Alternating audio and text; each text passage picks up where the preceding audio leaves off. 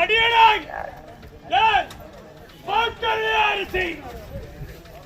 அரிசி என்றால் அனைவருக்கு நன்றாக தெரியும். இந்த 50 உலகத்தில் தினந்தோறும் சிவமயமே நடக்கூடியதான் இந்த மக்கள் அரிசி. ஆனால் இந்த தினம் சிவபெருமான் என்றால் இந்த 50 உலகத்தில் 30 தேவர்கள் 42 ரிஷிகள் அனைவருமே எனக்கு அடிமையாக்குள்ள உள்ள ஒரு நாள் ஒருவர் எனக்கு பணிவு செய்ய வேண்டும். 32 ரிஷிகளும் 30 தேவர்களும் 42 ரிஷிகளும் ஒரு நாள் ஒருவர் எனக்கு பணிவு செய்ய வேண்டும். ஆனால் என்ற தினம் எனக்கு பணிவிடங்களை யார் செய்ய வேண்டும் என்றால் இந்த உலகத்திலே நாரத மகாமுனிவன் எனக்கு பணிவிட செய்ய வேண்டும். அப்படி என்றால் என்ற தினம் இதுவரை சிவனடியை வணங்க வேண்டும். பார்க்கலாம் நாரத எப்போ வருகின்றான்.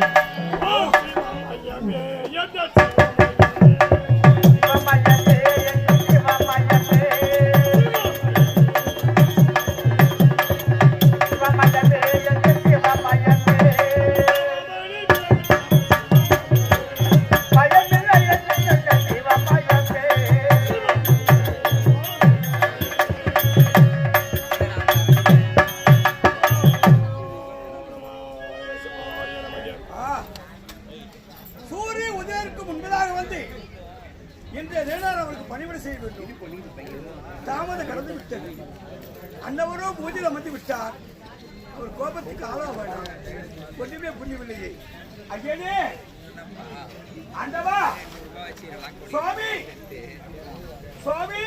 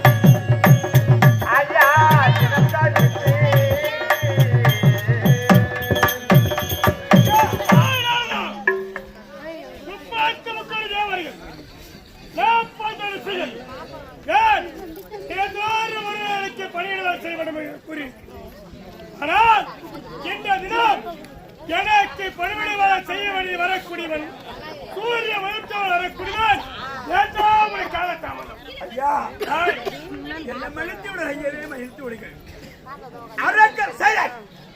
அரக்கர்கள் அடைந்து விட்டார்கள் என்று கொண்டார்கள் தேவர்கள்.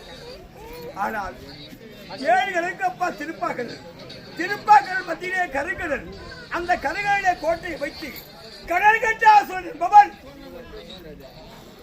ஈசனத்திலே வரம் பெற்று விட்டு தேவர் மூவரும் அடிவோதனமாக அடித்துக் கொண்டிருக்கிறார்.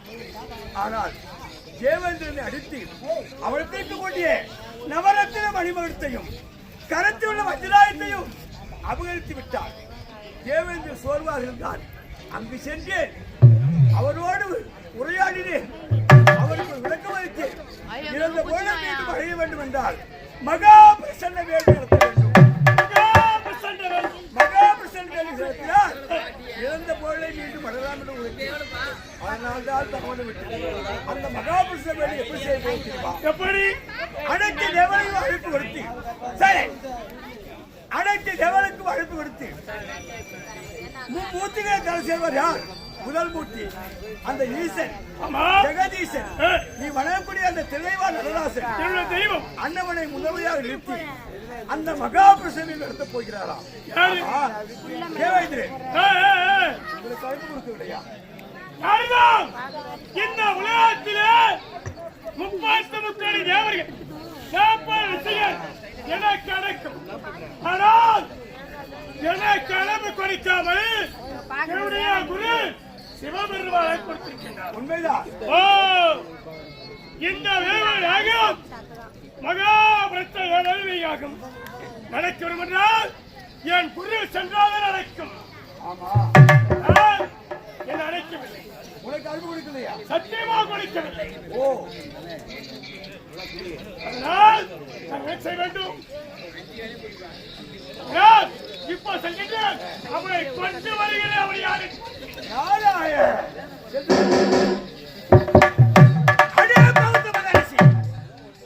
என்ன உனக்கு ஒரு ஆணவம் இருந்தால் நான் யார்? முற்றம் திறந்தவன், திருலோக செஞ்சாரி. தெரிஞ்சிருந்தும் சற்று நேரம் காலத்தாமதம் வந்ததனால் என்ன எடுத்து விட்டாயா? இப்போ எங்க செல்கிறாய்?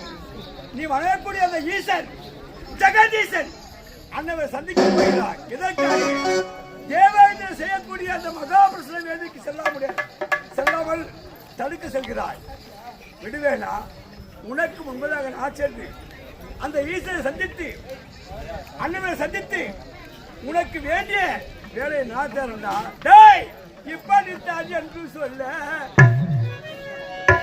எனக்கு புரிய